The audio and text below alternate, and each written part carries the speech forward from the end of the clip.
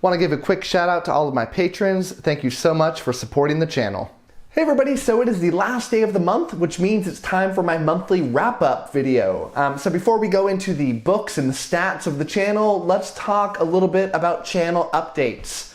So the channel's done very good this past month. We'll go into the data in a minute, but we're now up to about 9,300 subscriptions, which means that sometime within this month, it's probably gonna be at 10,000. And that's really exciting. That's crazy exciting. And so I'll be doing a live stream at some point to celebrate that, and I'll try to advertise it at least a day in advance, so as many of you as possible can come in and ask questions and have a good time.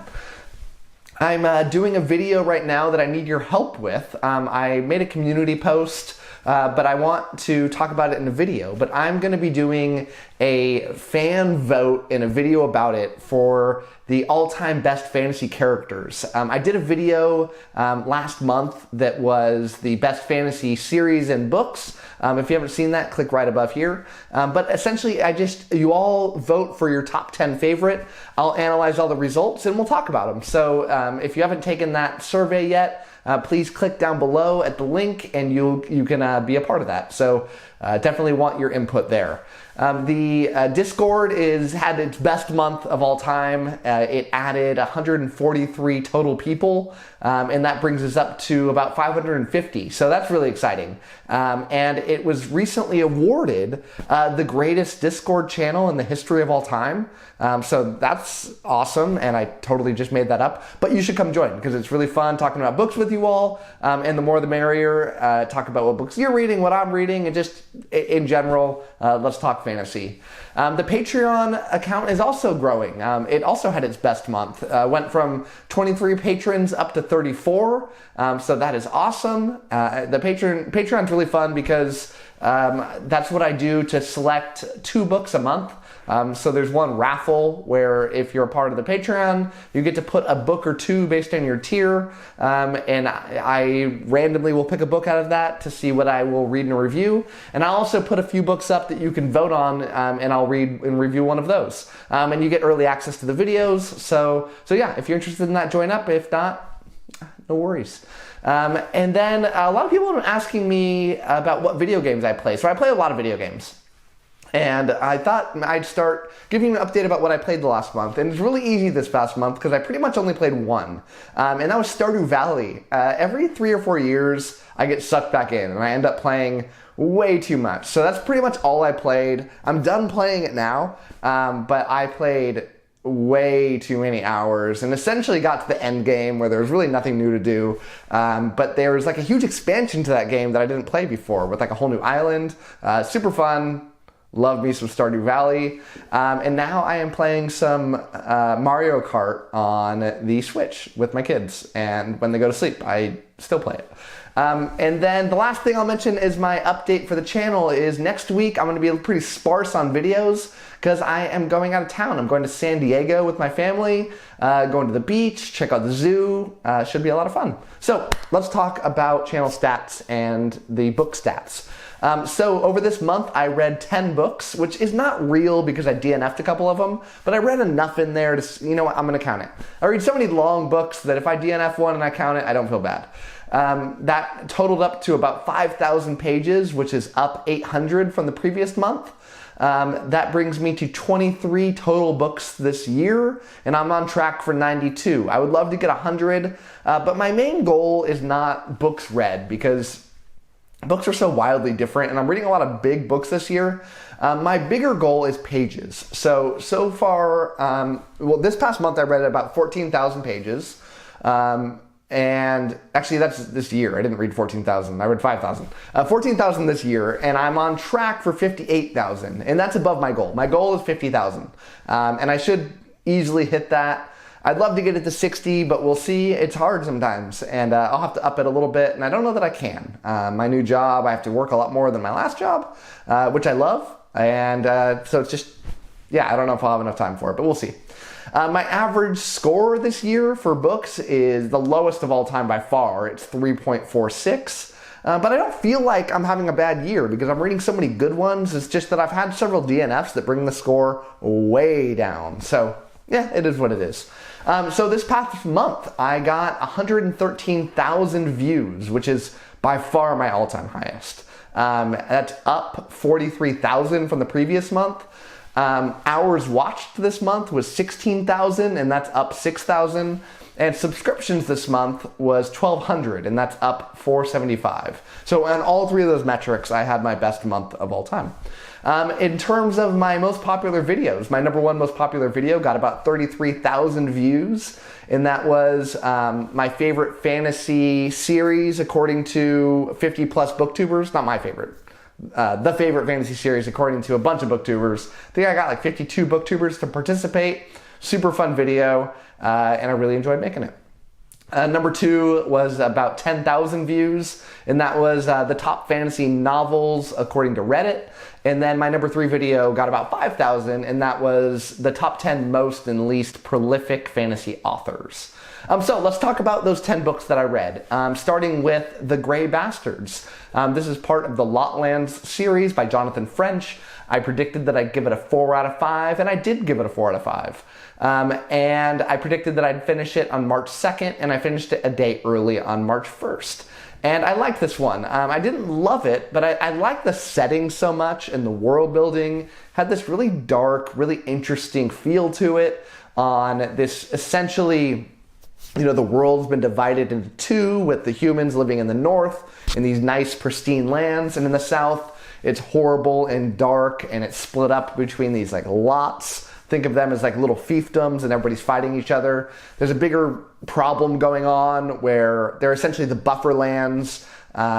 These are half orcs that are all in charge here, and the full orcs are down south that are kind of protecting the humans without knowing they are. It's a really fun concept, and I liked the book a lot. And the audio narration from Jonathan, that it wasn't Jonathan French that did it, but whoever did the audio did a very good job.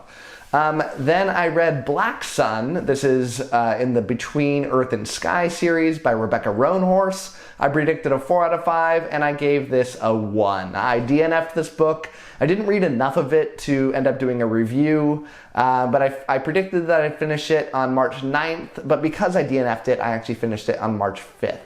And like the writing was good here, and the characters seemed interesting. The plot just didn't work for me, and like just something felt off, and I wasn't gripped into the plot, and it then ended up kind of losing me a little bit, not because it was like overly complex, but I just kind of started getting bored, and I looked back and said, why am I doing this to myself? I've got a million books that I want to read. I wasn't even like super enthused about reading this one. I've just heard so many people talk about it, and so I figured I'd give it a shot, but it just clearly wasn't working for me, and I gave it about 50% of the way through and just said, look, I gotta drop this. And I was glad that I did. Then I read 11th Cycle. This is part of the first book in the Mistland series, a brand new series that came out this year by 𝐂𝐮𝐲𝐻𝐻. I predicted a 5 out of 5 because I'd heard so many good things, and I did give it a 5 out of 5. I also predicted that I'd finish it on March 6th, and again, I got one day early on March 5th. And this book is so dope. I love this thing. It is like the darkest of the dark, grimdark kind of book. I love that kind of thing. Had this like Dark Souls kind of feel to it, which is super cool. Never read a book like that. Had really fun world building, awesome characters. I can't say enough positive things about this. If you like a dark book, what are you doing? Check out 11th Cycle. It's super good. Then I read Snuff. This is in Discworld by Terry Pratchett. I predicted a 3 out of 5, and I did give it a 3 out of 5. And this video got the least views this month for any of my reviews at 600. I predicted I'd finish it on the 9th, and again, I got a day early on the 8th. And yeah, I predicted a 3 out of 5 because I knew that the author's mental health was deteriorating at this point. I think he had early onset, is it dementia? Is that the term for it? Alzheimer's. And he was, he needed a lot of help writing this book, and it just showed, and I felt really bad reading this. It kind of made me think of like my grandfather who had this happen to him, and my grandma on my other side. And so it was just kind of sad reading it. You could tell that the writing was kind of deteriorating a little bit. And that, quick, witty, straight to the point kind of writing just wasn't there anymore. But it's still a funny book. It just wasn't quite up to snuff, if you will, with some of the previous Discworld books. Then I read True Bastards. This is the second book in the Lotland series by Jonathan French. I predicted another 4 out of 5, and then I sadly gave this a 1. I gave this a DNF. I'm going to give this my most disappointing book of the month because I really felt like I'd like this one a lot based on the first book. Predicted I'd finish it on March 20th, and I finished it on March 12th because I DNF'd it. And I don't know if like a 1's fair. I have to give it because I DNF'd it, but like the whole book kind of changed, and the first book was from the POV of this one character, and the second book switched characters, and I hated that switch. I did not enjoy the POV from the second person, and the plot just got meandering. I mean, it felt like by the end of the first book, we were really moving somewhere with this plot, and I kind of felt maybe my expectations got messed up a little bit, but it felt like we were moving over here, and we didn't, and that disappointed me. And so I ended up saying again, why am I reading this thing? I'm not enjoying myself. The only thing that it's got going for me from my perspective is the fun world, but a good world building cannot sustain a book. And clearly that just didn't happen here.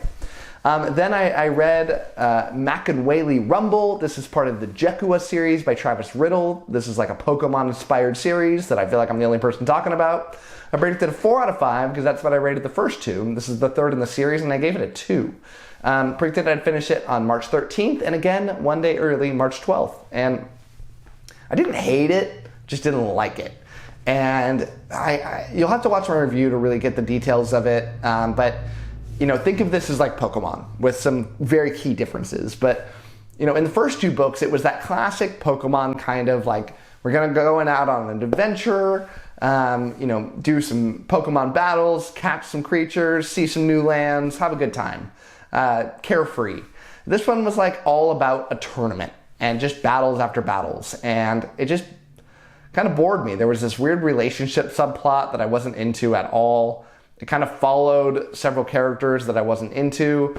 I wanted to go back to that fun that the first two books were, and the author commented on my review and said that have no fear, the future books are going to go back to that previous style. Not because I said that, but just let me know that's what's happening. So I am still encouraged about this series, and I will definitely keep going.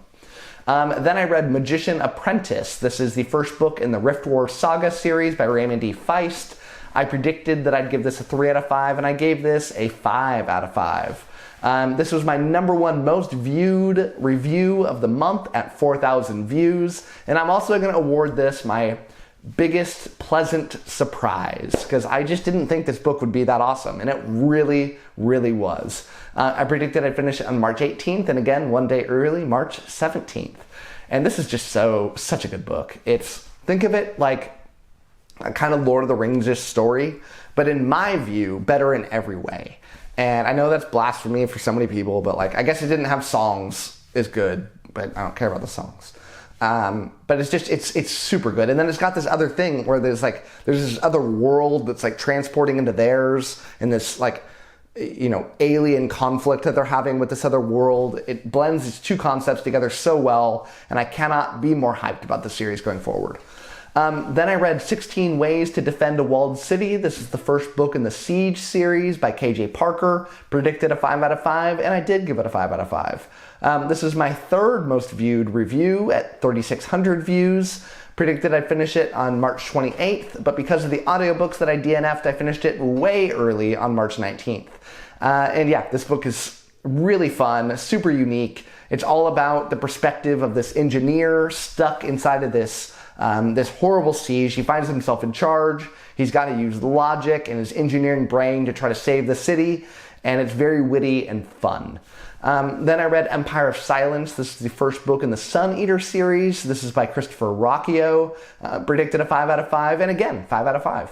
This is my second most viewed review at 4,000 views, and I'm giving the award for the best book that I read this month, which is shocking to me because I really thought that 11th Cycle and Magician Apprentice, in most months, those would have been my #1, but this book is so dope.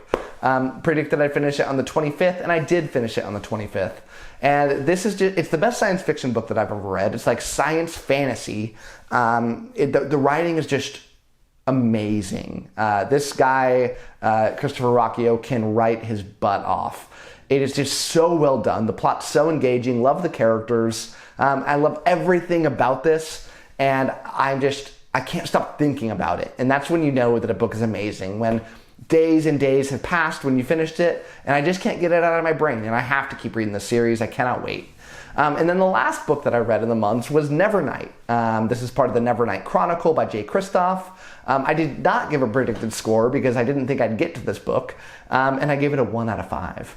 I finished this on March 26th. And yeah, I just hated every single thing about this. It's one of the worst books that I've ever read, which I feel bad about because I like Jay Kristoff's book, Empire of the Vampire, and I gave that a 5 out of 5. So I'm glad that the current series he's working on is Empire of the Vampire and that this one is old, so I will stick to the new stuff and be happy that I've read it. So this month, my predicted score was 4.11, but because of all the DNFs and the 1 stars, I ended up at a 3.2. But I got to read 3 of the best books that I've ever read. So, fun month, I'd enjoyed it, and I do not regret it at all. So, that's it for that part. Now I'm going to go over the books that have been sent to me this month. I always will accept any book that's sent to me, but I tell the authors that I'm probably not going to read it, but I will show it off to my viewers in my monthly wrap-up video. So, let us do that now. The first book is Ghosts of Alda. This is by Russell Archery, and I'm going to read a little bit of the back cover to you. And secrets have been unveiled, and their revelations don't bode well for the scattering peoples of Alda's post-apocalyptic fantasy world. The black gnarl grows in strength. A scant few individuals, protected by the remaining life energies of the world, known as the Fifth Magic, seek answers to give the world hope. Among their pivotal journeys lie the stories of others caught in the grasp of the obscured throne's eldritch inheritors, whose true purpose is not yet fully known. So, book number 2 with a super cool looking cover, Sparrow's Journey. Just look at that thing. That looks nice. This is by Tanner Hoops, and a very short back cover. So, good on you, Tanner. A skilled martial artist beyond his years, 15-year-old Sparrow is on a grueling quest in search of a man with golden eyes. When he stumbles into a feud between 2 rival martial artist academies, one run by the brutish Master Mon and the other by the wise Master Shin. But the seemingly righteous Master Shin is harboring secrets of his own, a volatile past that he created powerful enemies. When Lord Governor Now seizes Master Shin, threatening to behead him, Sparrow must weigh his commitment to a cause suddenly filled with shades of gray, even if it means risking the quest to which he has devoted his life. Next up is The Awakening Fire by Cassidy Falling. Cassidy Falling, is that it? All right. Super short back. God, you're killing it, authors. Even though the ancients have been gone from the world for nearly 1,000 years, their law still holds sway over the minds of men. 3 men hold a claim on the kingdom's empty throne, each jockeying for power with their own conflicting ideology. With unrest brewing among the citizenry, violence breaking out between the lords, and a dark secret kept just under the palace floors, can the kingdom of Reptile survive another war of the ancients? That sounds pretty cool, actually. Next up is The Return of the Knights by Gregory Kontaxis. This has a very long back cover, so I'm not going to read all of it, but the Palace of the Dawn will soon be stormed. The most ruthless man of all time is one step away from assailing on Lovebridge and dethroning Sophie Delamere. The Queen of King Dorne is now alone, with neither allies nor an army capable of rebuffing the enemy which is approaching her city. Everything appears to be over, until a mysterious young man, Elliot, makes his appearance. Entangled in a web of lies and politics, Elliot will try to draw Walter away from Lovebridge and face him in the stronghold of Workswith. And he will attempt to rekindle relations and revive the old alliance between the King of Nightstorn and Sorella Endor, the governor of Wixworth. Elliot's mission will take every fiber of his will, and if he fails, so shall the kingdom. We have 2 more.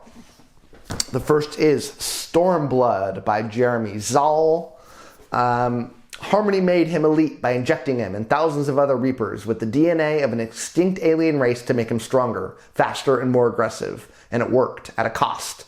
Because alongside their super army, Harmony created an illicit drug market that left millions hopelessly addicted to storm tech. Disgusted and disillusioned, Vakov walked away when the war was over.